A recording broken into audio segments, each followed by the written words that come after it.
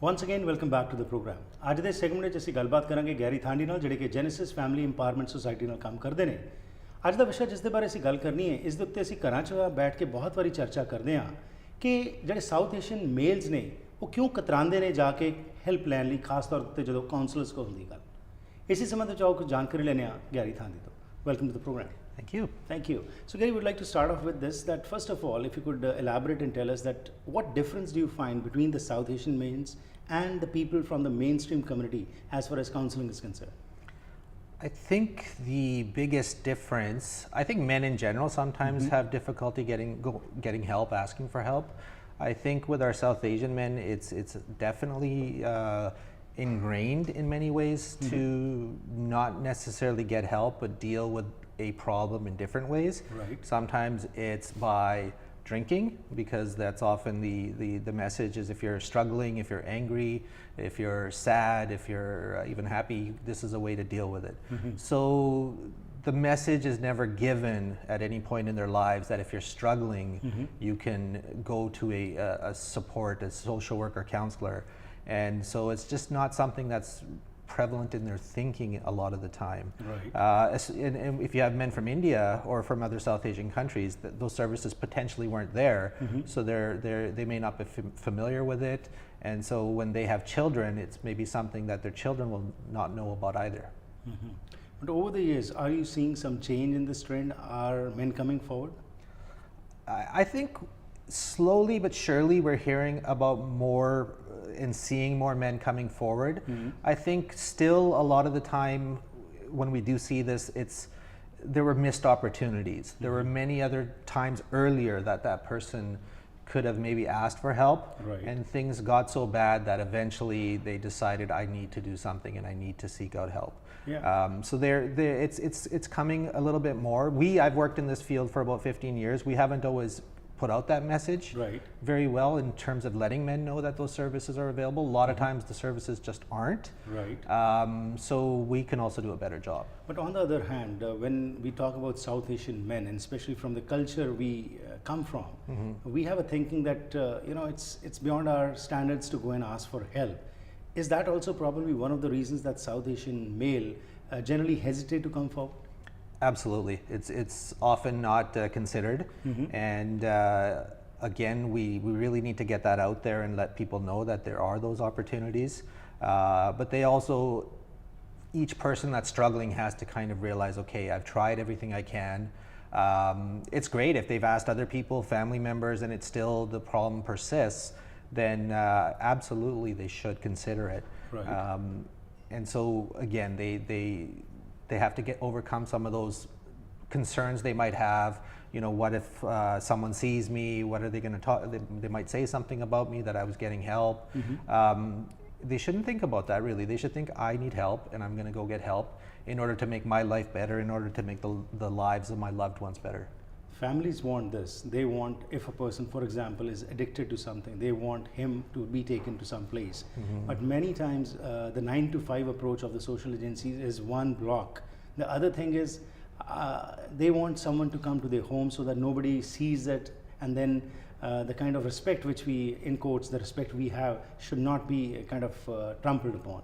So over the years, is the government, are the social agencies thinking on these grounds also that we ought to create a system where we are also able to reach them? It's not just their necessity, but ultimately it is our job also, so that we can interact and create something good. I think that's a wonderful point. I think that for too long we've in our service agencies we've kind of said, oh, they're not coming, so let's not think too much about that. Instead of thinking, okay, why are they not coming? What are the barriers they're facing? So you're absolutely right. I agree. We need to have more services that come to them. We need to have services that are open on weekends, that are open late evenings. To me, it's not right to even expect them to come during the day where they might be working and having to take time off. It's too much of a barrier. So our systems absolutely need to change. It's too easy to just blame them, the men, blame our community, and I don't like that, because I know that there's a lot of people in our community, if they know the service is available, if they know they can access it in a much easier way than currently, they would get help, absolutely. Right. Another thing, what is generally heard is, and especially the males, South Asian males, I don't know, it's a misconception or it's a thinking which has been ingrained in their minds that if you are going to a counselor, they're going to be a break up, especially when it's cases of families. Yes. Why has this impression come forward, and is something being done by the agencies, and especially agencies like yours, like Genesis Empowerment Society? What are you doing to allay these fears or and this truth? What is in the minds of the people? I think in those cases where families have broken up, I think they have to honestly look and say, why did it break up? Chances are it was already broken up, or it was near breaking up, and there was one last effort to try to fix it by going through counseling, and maybe it didn't work. So it was a last ditch effort to try to fix something that was in many ways already broken, especially if there's already been violence. That's significant damage, and sometimes that's hard to overcome. So a lot of times when people are coming to us, so much damage has occurred that it may not be able to fix that family or kind of keep that family together. Right. That family was going to break up regardless in those instances. That was their last ditch effort. So what we want people to do is come much earlier on before it gets to that point. Right. And we want to keep families together. We want families to be strong. I think the family unit is the strongest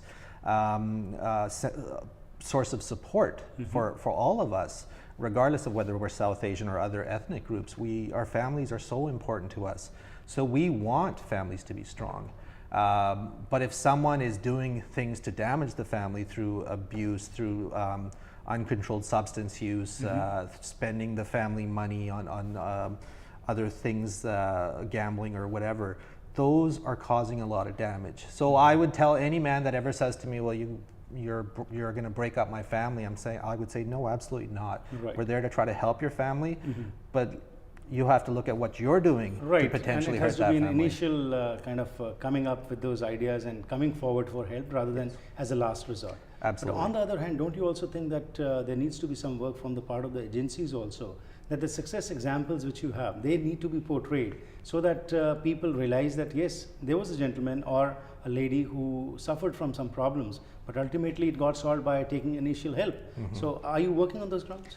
Absolutely. I think the more people that can come forward and talk about that, the more we can access the community members that we've worked with and see them as the strength of our community, that they did some great things, because in the end, they're the ones going to do all the work. We're there to help and provide support and help with some direction and clarify things in the counseling session, but it's up to them to make those commitments. We, again, in our field have not done a good enough job to look at those strengths and say, we need to build on those strengths. We need to show how positive our community is when it comes together to address the issues. And to our community's credit, we've done some great things in so many areas.